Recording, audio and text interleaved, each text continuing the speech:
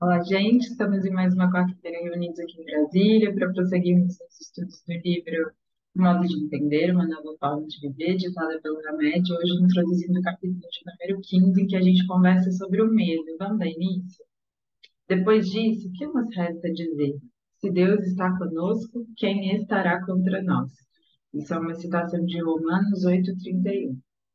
O medo pode ser definido como um estado psíquico de inquietação constante, agitação ou impaciência diante de um perigo real ou imaginário. O medo racional é saudável e necessário em nossa vida. Ele nos protege da nossa impulsividade, dos nossos atos irrefletivos. É bonito que ele já começa a fazer uma distinção, né? Já começa fazendo essa distinção do que seria considerado esse medo necessário, esse medo natural, esse medo saudável que existe, que vai continuar existindo, e de um medo que seria mais irracional, ou seja, é normal, né, que a gente sinta medo. A maioria das pessoas, as grandes pessoas que estão realizando no mundo, né, quem realmente está agindo, tem medo, mas não faz com que esse medo não as paralise. Então, não ficam ali estagnadas, têm medo, e o medo é um bonito sinalizador de a partir daqui diminui o passo, presta mais atenção, que essa estrada pode ter riscos, mas ao mesmo tempo continua andando. E o medo mais irracional, acho que a gente poderia pensar que é um ser que tão amedrontado com as circunstâncias, com a pessoa, com o que poderá vir a acontecer, né? Porque em geral são medos reais, mas a maioria deles imaginários, fica ali estagnado na estrada, com medo de seguir, com medo de percorrer a sua estrada, por conta do que vai acontecer ali na frente, né? Então, é pensar sobre todas essas coisas. Será que o medo não está nos impedindo de fazer muitas das coisas das quais a gente se propôs a fazer antes de reencarnar, né? No entanto, quando o medo é patológico, torna-se destrutivo e tem como resultado a imobilidade das nossas forças mais íntimas. É bonito que é uma mensagem do Emmanuel, do Fonte Viva, que se denomina assim: busquemos o equilíbrio. Então, me parece que tudo mesmo é uma receita de equilíbrio, né? Ou seja, não é ter a utopia de que a gente não vai ter medo, mas é saber lidar com o medo e avançar pelas nossas estradas e evoluir a partir dele, né? Apesar dele também. Ou seja, usar até como aliado. Acho que está tudo bem, de que quando eu sinto medo é um sinal de que vou mais devagarzinho, mas continuo na minha estrada, sabe? Aí ele fala assim, é só um pedacinho que fala assim: um coração medroso congela o trabalho. Como o remédio disse ali também, né? Fica estagnado, não anda, né? Um coração temerário, que é aquele que não tem medo nenhum, até esse medo que seria saudável, ele deixa de lado, incendeia qualquer serviço arrasando. Olha que bonito, né? Então, uma pessoa que está ali fazendo sem pensar muito nas consequências, de forma impulsiva, de forma apressada, não percebe que muitas vezes está colocando os pés pelas mãos, ou seja, o medo é importante na nossa estrada, mas é fazer dele aliado, né? Não algo a nos paralisar. E aí, Emmanuel termina dizendo o seguinte: busquemos, pois, o equilíbrio com Jesus e fugiremos naturalmente ao extremismo, que é sempre o escuro sinal da desarmonia, da perturbação ou da morte. Então, buscar o equilíbrio, né?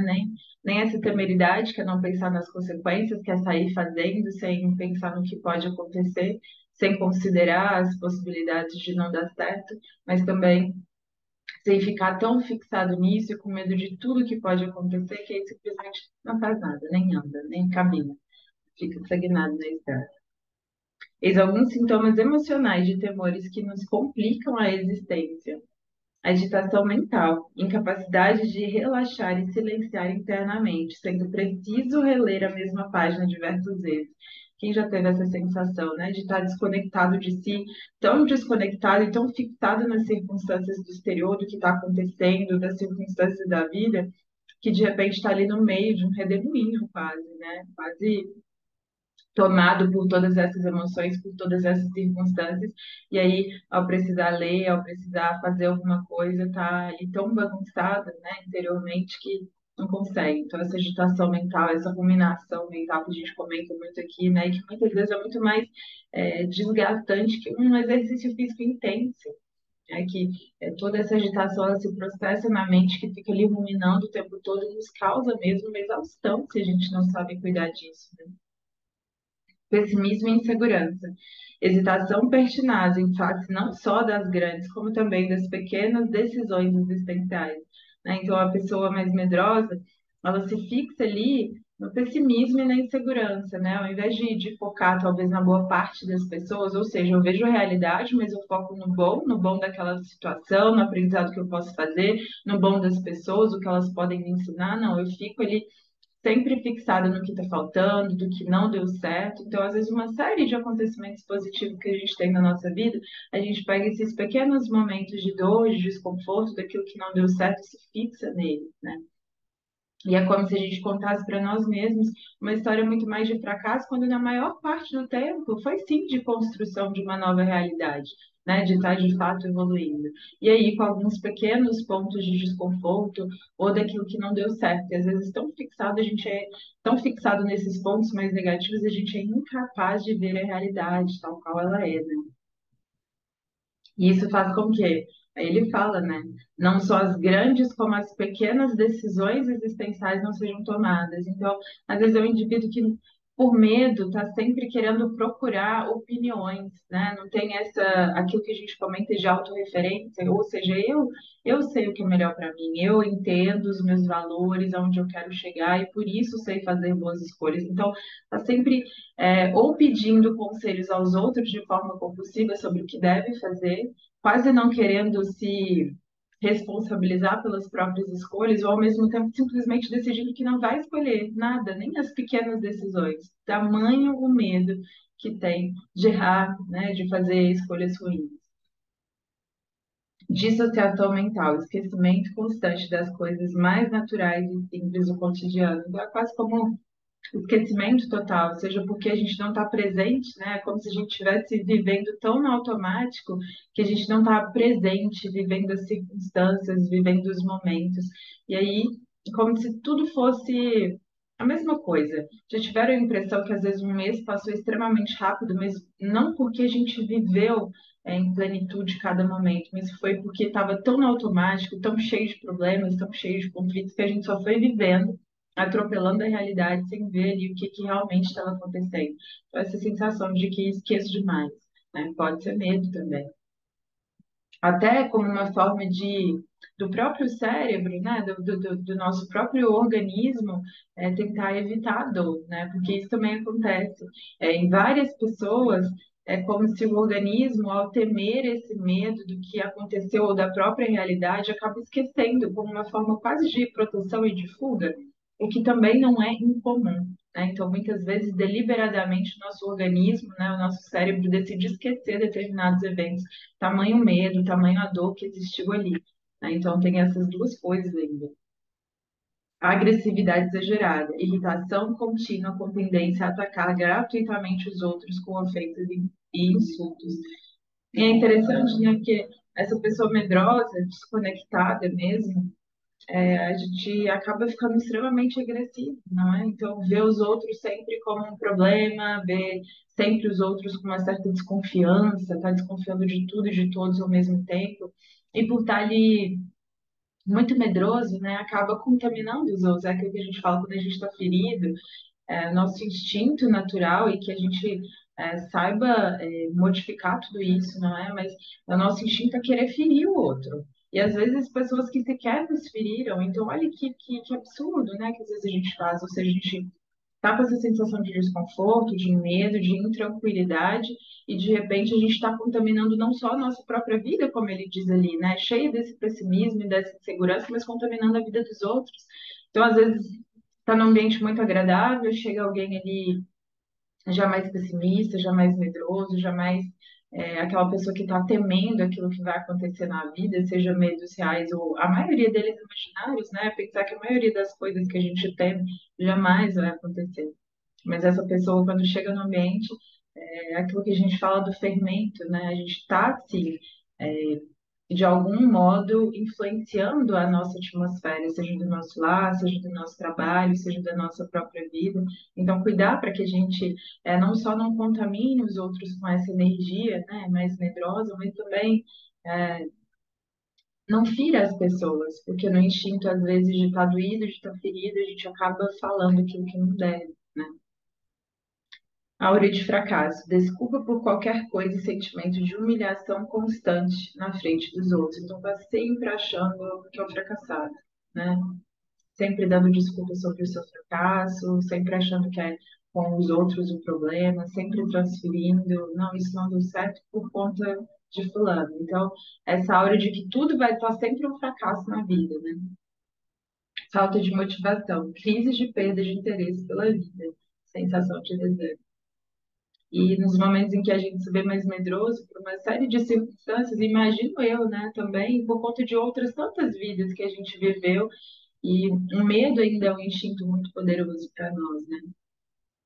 Mas o quanto, ao permitirmos que esse medo vá entranhando dentro de nós, vira isso, uma falta de interesse pela vida, uma falta de motivação. Eu não sei por que que eu faço as coisas, eu não sei por que que eu acordo todos os dias, eu não sei o que eu vou fazer no meu dia. Então, essa falta de motivação e de sentido também como fruto desse medo de crescer também. É o que a gente fala, assim, provavelmente vocês vivenciam ou já vivenciaram o medo grande que a gente tem de crescer.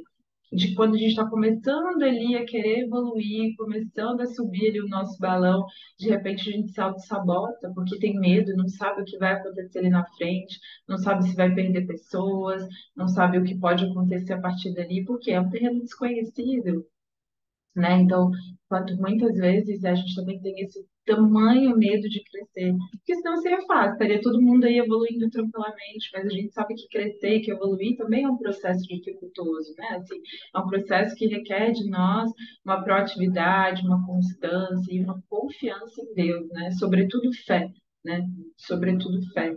Que é essa confiança de que há uma harmonia por trás de tudo que a gente está vivendo. É que muitas vezes para a gente é tão difícil. Tem uma mensagem também do Fonte Viva que eu me lembrei, a hora que eu estava lendo esse capítulo, que chama Tua Fé. Mas aí eu gosto da analogia que ele faz da fé como sendo a eletricidade, né? E é como se ele falasse assim: Deus está o tempo todo aí. Deus está o tempo todo aí. Então é como se fosse uma corrente elétrica nos reabastecendo com luz e que passa incessantemente. Mas muitas vezes, nesse nosso comportamento de falta de fé, de medo, a gente funciona quase como um isolador dessa eletricidade. Olha que bonito. Ele fala isso assim: a corrente passa, mas a gente é incapaz de captar, ou seja, as bênçãos, a energia divina, Deus está sempre nos provendo recursos, mas muitas vezes, por conta da nossa falta de fé, do nosso medo, a gente vai impossibilitando que essa energia chegue até nós. Então, funcionamos por um processo assim, de muita autossabotagem como um isolador dessa eletricidade, ou seja, como o fruto divino que sou, né, como um filho do Pai que de forma inata me concedeu ali um lugarzinho no reino de Deus, eu prefiro não viver isso e eu me isolo. Então a corrente passa, a água flui, mas eu me isolo. Mas eu não permito que essa luz, né, que essa eletricidade chegue até mim. Que a gente possa se perguntar isso, né? Será que a minha falta de confiança na vida, nas pessoas, nas circunstâncias, não me faz ter uma vida muito mais dura, né? Daquilo que a gente pode tornar o nosso jugo mais leve com Jesus, né? Ou seja, mesmo passando por situações difíceis, mesmo convivendo com medo, eu poderia sim me beneficiar dessa energia, dessa corrente elétrica que está fluindo de forma abundante. Então, quando me abro, quando entendo que existe uma razão para todas as coisas, quando entendo que eu sou instrumento de Deus e que tem uma harmonia por tudo que acontece na minha vida, né, é que permito me reabastecer também. E que essa exaustão também que muitas vezes a gente sente dessa ruminação mental possa então ser aplacada dentro de nós, né? Então, a pensar assim, esses grandes apóstolos, né, esses grandes servidores do Cristo, por que não sentem esse sentimento tão grande de medo e mesmo a exaustão também é fruto disso, né, dessa falta de sentido, desse querer paralisar a estrada por medo do que vai acontecer, mas é porque estão em profunda conexão com o Pai e ao serem reabastecidos por essa corrente elétrica sempre abundante, tudo se torna mais leve, né? Tudo se torna mais leve. Mente exaurida, isolação da vida social. A criatura só executa o que é estritamente necessário para a sua manutenção diária. Olha que interessante, né? Uma mente exaurida, que não tem espaço para criatividade, para criar, para transformar a sua realidade, faz o básico, né? E tem uma frase que eu me lembrei agora que fala muito isso, né? A maioria dos seres humanos apenas sobrevive, pouquíssimos vivem de fato. E o medo faz com que a gente só sobreviva, viva nesse estado mesmo de sobrevivência, de medo, de temor. E não faça mesmo as mudanças que poderiam ser feitas, né? Não passa pelas situações da forma mais leve, né? Tudo é muito difícil, tudo é muito duro. Não podemos afirmar que todos esses sintomas estão relacionados apenas com o medo, mas quando algum deles ocorrer, é necessário estarmos alerta, pois o medo pode estar servindo de base às nossas emoções e atitudes perante a vida. E olha que interessante, né? Todos esses sintomas que ele foi relacionando, ele fala, olha, não são exclusivos do medo. Outras coisas também estão relacionadas com isso, mas sempre que a gente sentir algum desses sintomas, que a gente não veja, se não tem ali como fruto essa raiz do medo, né? Porque muitas vezes é aquilo que a gente comenta, analfabetos do sentir que somos, a gente acredita que seja uma outra coisa, mas está ali na raiz do medo, né? Então que a gente saiba se observar, faça essa ausculta interior, esse processo de autoconhecimento mesmo, para ver, olha, aqui estou com ruminação mental. Aqui estou querendo não tomar decisões, estou querendo me paralisar na estrada. Será que não é medo? Medo do quê? Por quê? E aí se questionando, porque quando a gente faz essas perguntas, a gente movimenta dentro de nós soluções, aquilo que a gente fala que procura acha também. Cada vez que eu vou me analisando, cada vez que eu vou me fazendo perguntas, eu vou também tendo as respostas, né? E aí, consequentemente, vou poder atuar a partir daquilo que eu percebi. No Espiritismo, encontramos as ferramentas essenciais e as técnicas sensatas para utilizar o medo na proporção certa e apropriada diante de cada fato ou acontecimento que tivermos que enfrentar. E é bonito isso, né? A apropriação na medida certa, ou seja, o medo, ver o medo como um aliado, mas ao mesmo tempo aprender a conviver com ele e aprender a torná-lo mesmo algo útil para a nossa caminhada. Como diz Emmanuel ali, busquemos equilíbrio. Nenhum medo que nos paralisa completamente o serviço, mas nenhum coração tão temerário que sai fazendo tudo sem pensar nas consequências, sem pensar no dia de amanhã, sem pensar no que é de vir.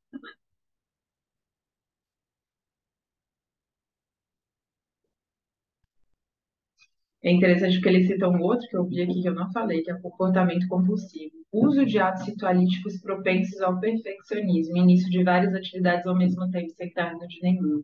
Então, esse comportamento de fazer, fazer, fazer, fazer, iniciar, quando inicia ali, dá um gás, né? Consegue minimamente fazer, mas nas primeiras dificuldades, nas primeiras circunstâncias mais desafiadoras, larga o serviço, né?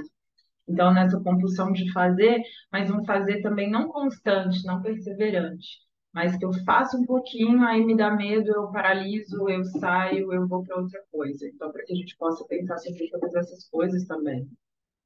E aí, por fim, um outro que eu vi aqui que eu não falei, deve ter pulado, que fala sobre a vulnerabilidade, essa sensação frequente de melancolia com choro fácil e a atmosfera de perseguição contumaz. Então, se sentir vulnerável demais, né? Esse vulnerável em excesso mesmo. Ou seja, fico ali fixado nessa melancolia, no choro fácil, né? Tem momentos da nossa vida em que é isso, é um choro fácil, muito mais por medos imaginários do que de fato reais, muito mais por coisas que a gente cria todo na nossa cabeça, todo um cenário de catástrofe que jamais vai acontecer. E o que ele fala ali, perseguição quanto mais, ou seja, estou sempre achando que o mundo e as pessoas estão tramando contra mim, que eu não posso confiar em ninguém. Pera, analisa, pode ser medo. O temor pode ser um ácido que vem a consumir desnecessariamente as nossas energias vitais. Entretanto, não podemos esquecer que, se Deus está conosco, quem estará contra nós? Essa confiança na vida, né? De que se tem um Pai comigo, está tudo certo. Me reabasteço dessa corrente elétrica que está o tempo todo disponível para mim. E é bonito, né? É assim, interessante essa comparação em que ele fala do temor, do medo, como sendo um ácido que sai corroendo tudo, né? E que, como todo ácido, se a gente não cuida, se a gente não dá manutenção ali, né, nas nossas ferramentas de trabalho, acaba por consumi-los, né? Então, ótimas ferramentas de trabalho que a gente poderia utilizar são corroídos por esse ácido que vai se entranhando. Se a gente não percebe, se a gente não elabora pontos de vista diferentes, nossa, aqui eu consigo, aqui eu tô com medo, mas eu vou mais devagarzinho, aqui eu tô assim, mais desconfiado, mas deixa eu ver se isso tem razão, né? E ir se questionando, ir se perguntando, mas seguindo, caminhando, enfrentando as coisas, as circunstâncias, porque como ele fala ali, né? Se Deus está conosco, quem está contra nós, né? Então, gente, muito obrigada por mais essa escuta de hoje, por mais uma quarta-feira, né, que a gente possa refletir sobre todas essas coisas e não permitir que o medo faça morada, né, constante na nossa vida. Às vezes ele vai ser bom, às vezes ele é necessário, às vezes ele vai nos indicar caminho, sim, mas não esses medos irracionais, imaginários, que muitas vezes a gente cria, né, e que não fazem nenhum sentido. Então, uma boa semana para todo mundo. E eu espero que a gente possa estar reunido aqui na próxima quarta-feira para a gente prosseguir nesses comentários bonitos de Ramete, tá bem? Um beijo e fiquem com Deus.